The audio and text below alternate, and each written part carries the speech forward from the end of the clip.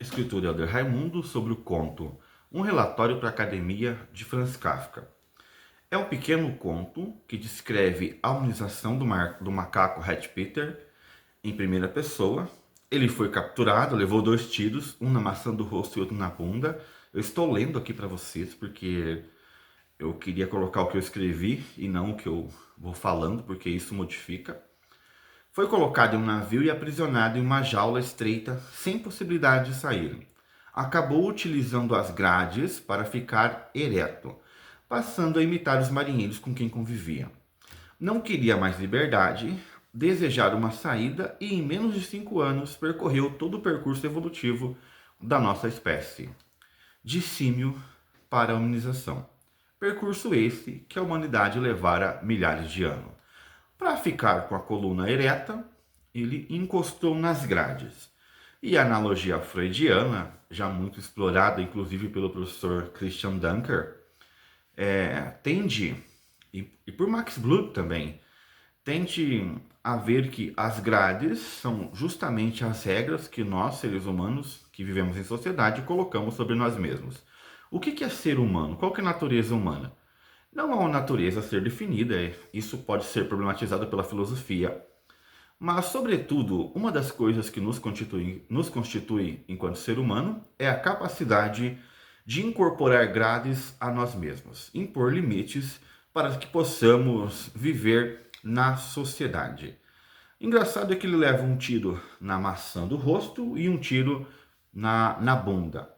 A maçã, como vocês sabem, representa o sagrado. Nosso pecado original vem lá de uma maçã, que depois foi incorporada como se fosse dos textos bíblicos, apesar de não ser. E a bunda, como vocês sabem, o próprio nome, ao se pronunciar, já lembra de algo objeto. Então ele quando encontrava as pessoas em meio às suas palestras, ele mostrava sempre o tiro aqui. Olha, eu levei um tiro no rosto. Ficou a marca vermelha, por isso que eu chamo Pedro Vermelho ou Red Peter. Só que ele não se contentava em mostrar a parte do rosto e mostrava a parte da anca, melhor dizendo. E todo mundo ficava horrorizado, dizendo que aquilo era decente. E ele responde muito furioso a um escritor que fala que ele não tinha talento, que ele era vulgar. Então ele responde assim: Aquiles é perseguido pelos... Mesmo o grande Aquiles é perseguido pelos instintos e carrega nos calcanhares a marca dos antigos símios. Em outras palavras, esse texto meu, não é porque somos civilizados que estamos livres de nossa condição animal, que acabou de... ela pode emergir a qualquer momento. E o exemplo que eu dei é quando você está em um instante de raiva, de furor, um homem furioso no trânsito, às vezes ele mostra mais sua condição animal do que sua condição racional. Um homem que pega a esposa traindo, talvez pode seguir da mesma maneira.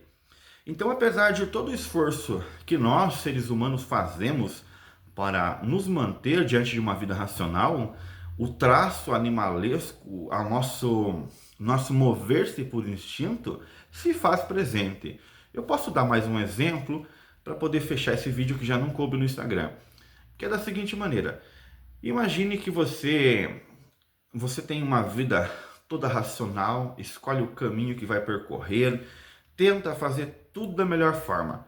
Mas a qualquer momento você é enveredado por coisas que lhe escapam.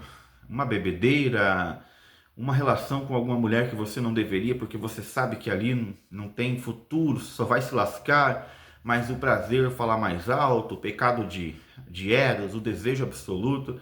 Então quando você vê, você está sendo pródigo, gastando demais, vivendo acima das condições. São vários exemplos em que o nosso instinto ele sobrepuja muito a nossa racionalidade. A razão nesse viés é como se fosse um mero apêndice. Por isso que o conto Um Relatório para a Academia, sem dúvida, é um dos meus preferidos do autor tcheco Franz Kafka.